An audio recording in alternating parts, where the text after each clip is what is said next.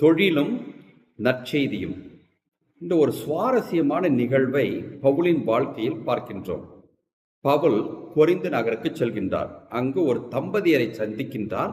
அவர்கள் அக்கிலாவும் பிரிஸ்கில்லாவும். அவர்கள் கூடார தொழில் செய்து வந்திருக்கின்றார்கள். பவுலும் கூடார தொழிலைத்தான் செய்து கொண்டிருந்திருக்கின்றார்.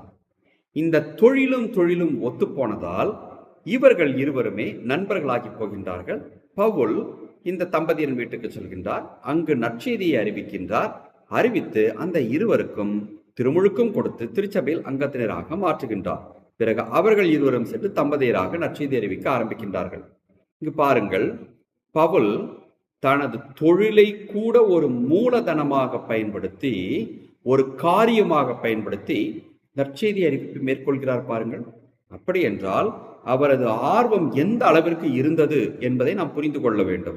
அதையும் தாண்டி நமக்கு இது ஒரு வாழ்க்கை பாடமாகவும் அமைகின்றது. கிறிஸ்தவர்களாகிய நாம் எண்ணற்ற தொழிலை செய்து கொண்டிருக்கின்றோம்.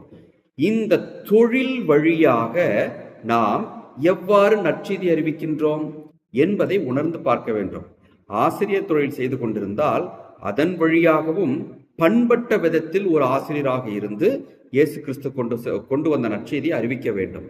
வேறு தொழில் செய்து கொண்டிருந்தாலும் சரி, அந்த தொழில் வழியாக நான் எவ்வாறு கிறிஸ்தவனாக மற்றவர்களுக்கு வெளிப்படுத்துகிறேன் என்பதை நாம் கண்ணும் கருத்துமாக இருந்து வெளிப்படுத்த வேண்டும் என்ற ஒரு கருத்தை தான் தூய பவுல் என்று நமக்கு வலியுறுத்தி கூறுகின்றார்.